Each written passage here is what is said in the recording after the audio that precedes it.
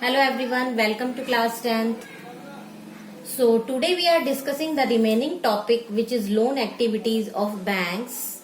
Last time we have discussed some topics like money as a medium of exchange, currency and deposit with banks etc.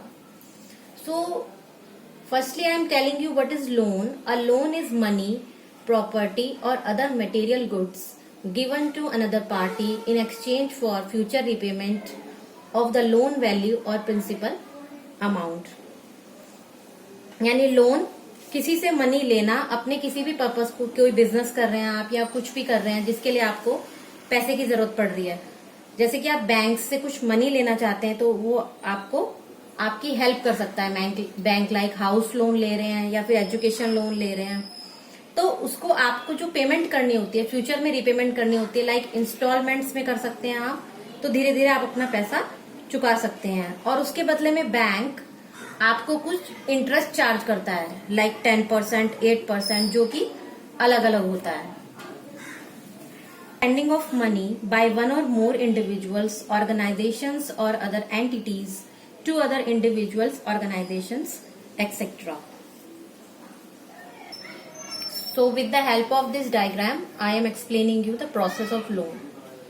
So like इसमें यहाँ पर depositors हैं, ये bank में अपना पैसा जमा कर रहे हैं, ठीक है। इसके बदले में बैंक क्या करता है, जैसे कि इन्होंने फॉर एग्जांपल 10 लाख डिपॉजिट किए तो बैंक क्या करेगा, उनको कुछ, ये नहीं कि वो उनका पैसा वैसे ही रखता है, वो कुछ इंटरेस्ट पे करता है उनको 3 या 4%, जो भी बैंक का उस टाइम पे रेट ऑफ इंटरेस्ट चल रहा होता है। अब कुछ लोगों को लोन्स की जरूरत पड़ती है तो बैंक के पास जो पैसा होता है, जो उसके पास डिपॉजिटर्स ने जमा किया है, तो वो उसके पास सेव होता है। और अगर डिपॉजिटर्स विड्रॉ भी करने आएंगे तो किसी पर्टिकुलर डे पर आएंगे तो उसके लिए क्या करता है बैंक, एक स्मॉल प्रपोर्शन यानी 50% कैश अपने पास रखता है ताकि कोई अगर विड्रॉल करने आए तो वो अपना पैसा ले सके। बाकी अमाउंट को वो लोन्स अमाउंट में यूज करता है। तो इससे वो क्या करता है, जब वो किसी को लोन प्रोवाइड करता है किसी को भी, तो वो उस पर इंटरेस्ट, इस इंटरेस्ट के अकॉर्डिंगली ज्यादा चार्ज करता है। लाइक 10% उसने चार्ज किया अगर किसी ने लोन लिया। So banks keep only a small proportion of the deposits as cash with themselves. These days banks in India hold about 15% as deposits as cash. This is kept as a provision to pay the depositors who might come to withdraw money from the bank on any given day. यानी कि उसने अब वो पैसा कहाँ use कर लिया, loans में, जो पैसा उसके पास आया।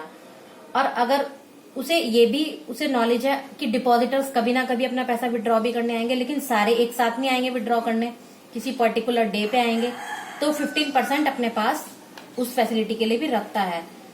तभी उसमें एक और प्रोसेस होता है, अगर किसी को ज्यादा मनी निकालनी होती है वो बैंक को एक दिन पहले इन्फॉर्म भी करता है, जैसा कि आपने सुना भी होगा। तो बैंक क्या करता है, अपना मेजर पोर्शन जो डिपॉजिट्स का है वो लोन्स में यूज कर लेता है और बदले में हाई इंटरेस्ट चार्ज करता है। So now I am telling you 2 different credit situations, so with the help of 2 stories. So a large number of transactions in our day-to-day activities involve credit in some form or other.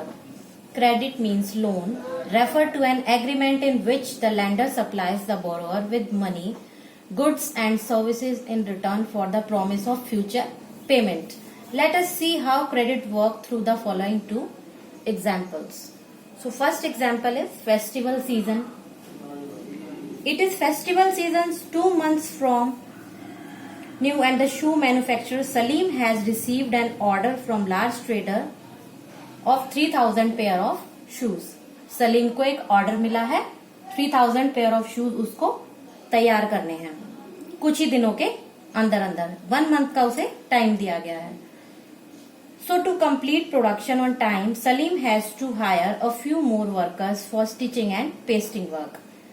So he has to purchase the raw materials. अब उसको ये task complete करना है 1 month के अंदर अंदर, तो उसने कुछ वर्कर्स को इस काम के लिए हायर कर लिया, क्योंकि उसे ज्यादा पेयर्स बनाने हैं तो उसे इसीलिए वर्कर्स को हायर करना पड़ा।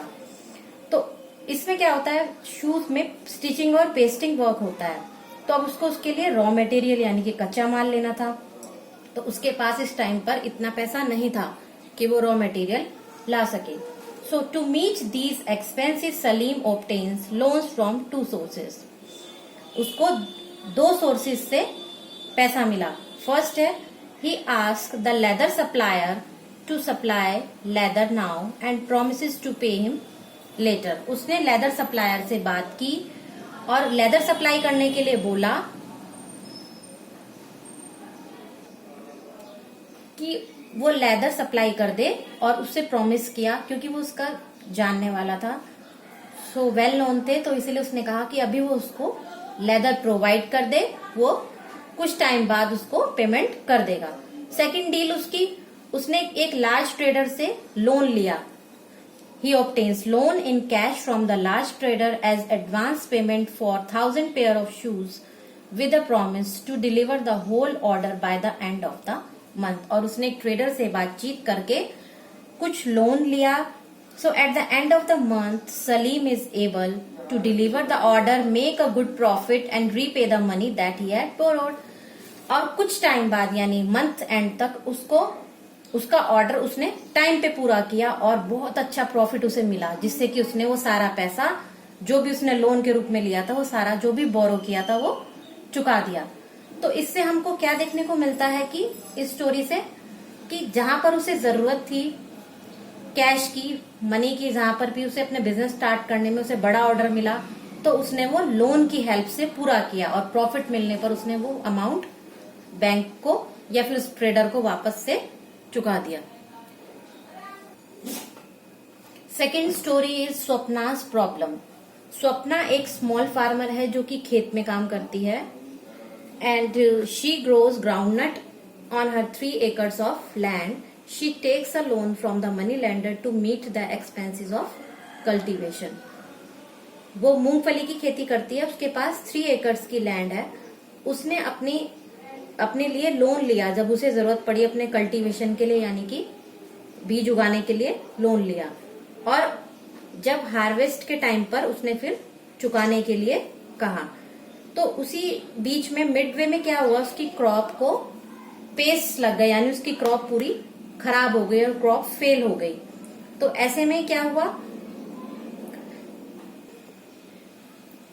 तो जब उसकी फसल खराब हो गई तो क्या हुआ, वो मनी लेंडर को अपना लोन नहीं चुका पाई. So next year Swapna takes a fresh loan for cultivation. फिर अगले साल उसने फिर से नया लोन लिया कल्टीवेशन के लिए. It is a normal crop this year but the earnings are not enough to cover the old loan. She is caught in डेब्ट. She has to cell A part of the land to पे of the डेब्ट. तो यहाँ पर क्या problem आई, next year उसने फिर से लोन लिया कि शायद इस बार अच्छी फसल हो जाए, लेकिन इस बार भी क्या हुआ, फिर से उसकी क्रॉप नहीं हो पाई, ठीक से कल्टीवेट नहीं हो पाई. तो उसके ऊपर अब क्या हो गया, उसके ऊपर डेब्ट हो गया, यानी कर्जा हो गया उसके ऊपर. सो उसके लिए कर्जा चुकाने के लिए उसे तो अमाउंट पे करना था जो भी उसने लोन लिया था. तो पिछले साल का भी उसके पास था और इस साल का भी था. तो उसने फिर उसको चुकाने के लिए अब उसे अपनी लैंड का एक पार्ट बेचना पड़ा. तो यहाँ पर 2 कंडीशन है, एक में लोन से उसने प्रॉफिट कमाया और दूसरी कंडीशन में यहाँ पर कभी कभी लोन के बाद भी कुछ प्रॉब्लम्स भी आ जाती हैं, जिसमें कि उसको फिर हमें अपनी चीजें बेचकर या लैंड बेच करके उस डेब्ट को चुकाना पड़ता है.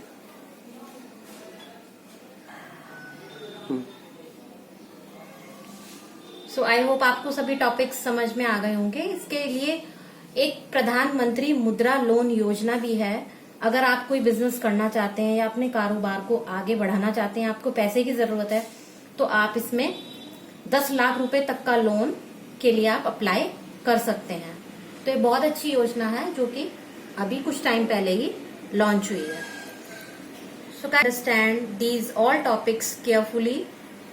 सो we will meet in the next chapter again. So till then, bye bye.